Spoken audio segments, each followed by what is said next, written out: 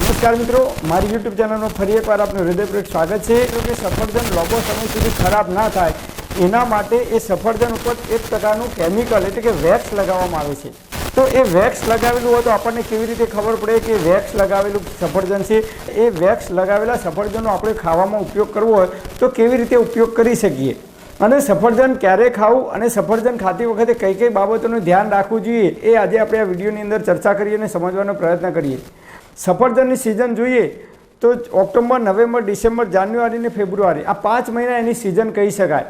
સફરજન એ કાશ્મીર જેવા ઠંડા પ્રદેશમાં થાય છે અને સફરજનની સિઝન 5 મહિના જ હોય છે। બાકીના મહિનામાં જે સફરજન આપણને બજારમાં જોવા મળે છે, માર્ચ મહિનો હોય, એપ્રિલ હોય, જૂન હોય, જુલાઈ હોય, ઓગસ્ટ હોય, એ તમામ મહિનાની અંદર જે કંઈ સફરજન આપણને બજારમાં જોવા મળે છે એ મોટાભાગના કોલ્ડ સ્ટોરેજમાં રાખેલા હોય છે। એ જલ્દીથી ખરાબ ના થાય એટલા માટે એના ઉપર એક પ્રકારનો વેક્સ એટલે કે કેમિકલ લગાવવામાં છે। વેક્સ બે પ્રકારના હોય છે, એક નેચરલ એટલે કે કુદરતી અને બીજો કૃત્રિમ એટલે કે માણસો બનાવેલો કેમિકલવાળો હોય છે। કુદરતી વેક્સ છે એ બ્રાઝિલ પ્રદેશમાં એક પ્રકારની ખજૂરની વેરાયટી આવે છે એની અંદરથી બનાવવામાં આવે છે જે ખૂબ મોંઘો પડે છે। અને બીજો મધપૂડા, જે મધમાખીઓ જે મધપૂડો બનાવે છે એની અંદરથી એ વેક્સ બનાવવામાં આવે છે। આ બે પ્રકારના વેક્સ આના ઉપર લગાવવામાં આવે છે, પરંતુ આજકાલ વેપારીઓને આ વેક્સ મોંઘા પડે છે એટલે એ કુદરતી નહીં પરંતુ કૃત્રિમ વેક્સ જે કેમિકલથી બનાવવામાં આવે છે એ લગાવવામાં આવે છે। તો આપણને કેવી રીતે ખબર પડે કે આના ઉપર વેક્સ લગાવેલું છે? તો આ સફરજન તમે જુઓ તો એકદમ સાદું સિમ્પલ દેખાય છે, પણ કેટલાક સફરજન તમે બજારમાં જોશો તો એકદમ ચળકતા હશે, એકદમ શાઇનિંગ મારે છે, એના ઉપર ચળકાટ મારે છે, તો સમજી લેવું કે એના ઉપર વેક્સ લગાવેલી છે। એ સફરજન ખૂબ સુંદર દેખાય, સારા દેખાય એ માટે એના ઉપર જરૂર કરતાં વધારે પ્રમાણમાં વેક્સ લગાવવામાં આવે છે। લાંબો સમય સુધી ખરાબ ના થાય તડકાની અંદર, ગરમીની અંદર, એટલા માટે એના ઉપર વધારે પ્રમાણમાં વેક્સ લગાવવામાં આવે છે। હવે એ વેક્સ લગાવેલા સફરજન હોય તો શું કરવાનું? તો ઘરે જઈ અને થોડુંક ગરમ ઉંફાળું પાણી કરવાનું અને ગરમ ઉંફાળા પાણીની અંદર એ સફરજન મૂકી દેવાના અને પછી એક કોટનનું કપડું લઈ અને એના ઉપર સાફ કરી દેવાનું, ઘસી અને સાફ કરી દેવાના, પછી તમે એ સફરજન ખાઈ શકો છો। હવે સફરજન ખાતી વખતે કઈ કઈ બાબતોનું ધ્યાન રાખવાનું? પછી નવરાત્રિથી દિવાળી સુધી તમે સફરજનનો ભરપેટ ઉપયોગ કરી શકો છો।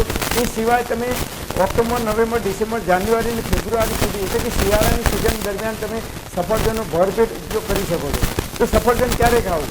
તો સફરજનને સવારે ખાઈ શકાય એટલે કે સૂર્યોદયથી તે સૂર્યાસ્ત સુધી એટલે કે સાંજે 4 વાગ્યા સુધી તમે સફરજનનો ઉપયોગ કરી શકો છો। અને સફરજનનો ભોજન સાથે ક્યારે ઉપયોગ કરવો નહીં? આજકાલ એક નવી સિસ્ટમ ચાલે છે, ઘણી જગ્યાએ હોસ્ટેલની અંદર જે બાળકો જમતા હોય છે, ભોજન કરતા હોય છે, એમને દાળ ભાત, શાક, રોટલીની સાથે એક સફરજન આપવામાં આવે છે। તો ભોજનની સાથે ક્યારે સફરજન ખાવું નહીં, કારણ કે સફરજનનો પાચનનો સમય અલગ છે અને ભોજનનો સમય પાચનનો સમય અલગ છે। પાકેલા ભોજન સાથે સફરજન ક્યારે ખાવું નહીં। નંબર 2, સફરજન ખાધા પછી તરત પાણી ક્યારે પીવું નહીં। નંબર 3, ખાટા અને મીઠા ફળો બે એક સાથે ક્યારે ખાવા નહીં, એટલે કે સફરજન અને ખાટી દ્રાક્ષ હોય, સફરજન અને મોસંબી હોય, નારંગી હોય, એટલે ખાટા અને મીઠા ફળો બે એક સાથે ક્યારે ખવાય નહીં, એ વિરુદ્ધ આહાર છે। સફરજનની સાથે દૂધ અને દૂધની બનાવટો પણ ખવાય નહીં, એ પણ વિરુદ્ધ આહાર છે। અને સફરજન ઘણા લોકોની ટેવ હોય છે રાત્રે 9 વાગે, 10 વાગે કે 11 વાગે ટીવી જોતા જોતા, પિક્ચર જોતા જોતા કે સિરિયલ જોતા જોતા કે ટીવીમાં મેચ ચાલતી હોય રાત્રે તો મેચ જોતા જોતા સફરજન ખાય છે। સફરજન રાત્રે ક્યારેય ખવાય નહીં। સાંજે 4 વાગ્યા સુધીમાં તમારે સફરજન ખાઈ શકાય, વધુમાં વધુ 5 વાગ્યા સુધી તમે સફરજનનો ઉપયોગ કરી શકો છો। સફરજન તમારે ખાવું હોય તો જમવાના 2 કલાક પહેલાં અથવા જમવાના 2 કલાક પછી ખાઈ શકાય, જમવાની સાથે કે જમવાના અડધો કલાક પહેલાં ખાવું નહીં। આ રીતે સફરજન ખાતી વખતે આપણે થોડુંક ધ્યાન રાખીશું આયુર્વેદ મુજબ તો એ સફરજનના ભરપેટ આપણને લાભ મળશે। તો દરરોજ તમે સવારે એક સફરજન ખાઈ શકો છો। જો તમારે ચા પીવાની ટેવ હોય તો અડધી રકાબી ચા પી અને એક સફરજન તમે દરરોજ સવારે ખાશો તો આપણા બોડીની અંદર હિમોગ્લોબિનની કમી ક્યારે નહીં આવે, વિટામિન B12ની કમી નહીં આવે। પરમપિતા પરમાત્મા આપ સર્વેને તંદુરસ્ત અને નિરોગી રાખે એવી હૃદયપૂર્વક મારી પ્રાર્થના। Thanks for watching my video. Thank you.